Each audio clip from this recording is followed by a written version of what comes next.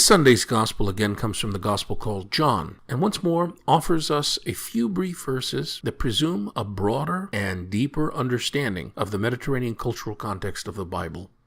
Specifically, this selection from the Johannine Jesus' farewell address to his disciples urges further reflection upon honor, or glory, and upon the newness of the love command. John chapter 13, verses 31 through 35. When Judas had left them, Jesus said, "Now is the sky-vault man glorified, and God is glorified in him. If God is glorified in him, God will glorify him in himself, and God will glorify him at once.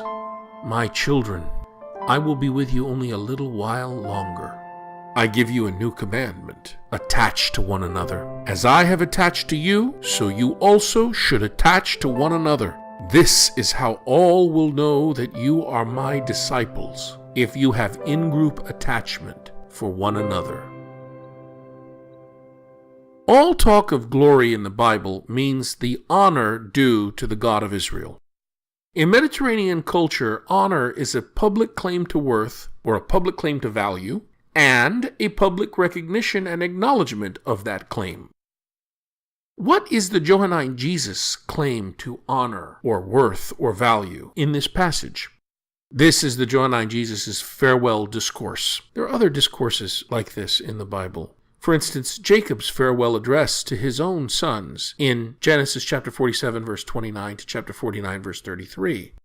Since this Sunday's gospel passage comes from the Johannine Jesus' farewell discourse, the subject is his imminent death.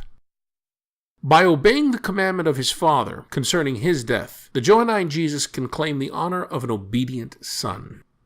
Furthermore, the Stoic acceptance of death validates his claim to Mediterranean manliness and marks the Johannine Jesus as a son who learned his father's lessons well. In addition, Jesus claims to have the personal power to lay down his life and pick it up again, an honorable power granted him by the Father. Thus does Jesus demonstrate his personal honor, and thus also does he honor his Father. What about the Father's honor claim? Well, that is closely bound up with Jesus, the Son. God the Father is honored by his Son's spontaneous and unquestioning obedience, even unto death.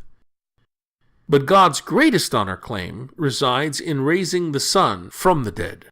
This powerful action totally reverses the shameful dimension of the crucifixion and demonstrates that the God of Israel did not abandon his Son, a just person, to eternal shame and oblivion, but rather endowed him with an honor that no one else could bestow: risen life, sky-vault life.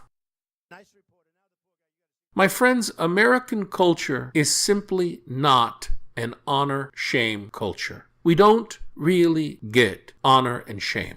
Generally speaking, Americans are unmoved by considerations of honor and shame. Consider disgraced elected officials and politicians. Consider disgraced big business people, corporate figures. They seem unaffected by shame. It doesn't really motivate them or move them. They often manage to wiggle through it and move on to bigger, better, and still more profitable levels. Shamed American and Western athletes, disgraced American and Western athletes, are still proposed for membership in their respective American halls of honor. Even at our Western service academies, where honor is an expressly professed value, flagrant infractions have become commonplace. And what happens when the culprits are caught and charged in our culture? Well, these disgraced figures hire attorneys for their defense. This would never work in the honor-shame world of the Bible. In honor-shame cultures, going to court and hiring an attorney is shameful and an admission of defeat. Consider Proverbs chapter 25, verses 7 through 10. "What your eyes have seen, do not hastily bring into court. For what will you do in the end when your neighbor puts you to shame? Argue your case with your neighbor himself, and do not disclose another secret, lest he who hears you bring shame upon you, and your ill repute have no end. Don't go to court. Consider Luke chapter 12, verses 57 to 59. Why do you not judge for yourselves what is right, says the Lucan Jesus. If you are to go with your opponent before a magistrate, make an effort to settle the matter on the way. Otherwise, your opponent will turn you over to the judge, and the judge will hand you over to the constable, and the constable will throw you into prison. I'm telling you, you will not be released until you have paid the last penny. Don't go to court. That's the message. For Americans, the notion of honor carries nowhere near the importance that it does in the Mediterranean world of the Bible. How then can American believers, American Christians, appreciate what the anonymous author of the fourth gospel writes about Jesus and his Father in this Sunday's gospel? All this talk of glory, all this talk of honor. Well, there's only one way possible. Americans and other Westerners must strive with Herculean effort to see life from the evangelist's Mediterranean point of view. Without an understanding of honor as a core cultural value, the meaning of glory and glorification is completely lost. It doesn't matter how much on Sunday you sing glory to God in the highest. You simply will not understand the words you're parroting without this understanding of honor. Now, let's turn to the new commandment. Other farewell addresses in the Bible and other ancient literature usually exhort the survivors, the children, to practice moral virtue or to remain obedient to the law. Jesus' farewell address lays down a love command, which is described as new. Our English translations render it thus: I give you a new commandment, that you love one another. The newness of this command is difficult to specify. In the apocryphal work Jubilees, the patriarch Isaac commands his children, Esau and Jacob, in his farewell address, Be loving of your brothers as a man loves himself, with each man seeking for his brother what is good for him, loving each other as themselves. Similar sentiments are also found in the New Testament. What is evident in all these passages, including this Sunday's gospel, is that love, the word we translate in these passages, love, is really a kind of sticky glue or group attachment that is extended only to other members, exclusively to other members of one's own inner circle, the community.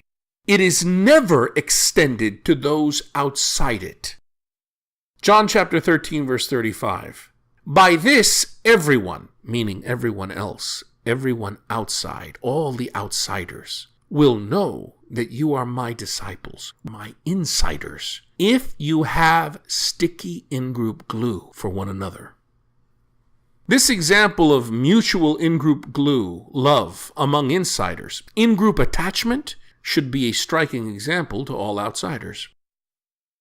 My friends, the best explanation for the newness of the Johannine Jesus commandment is implied in the themes that are woven throughout his farewell address: intimacy, indwelling, mutual in-group knowledge, or mutual insider knowledge.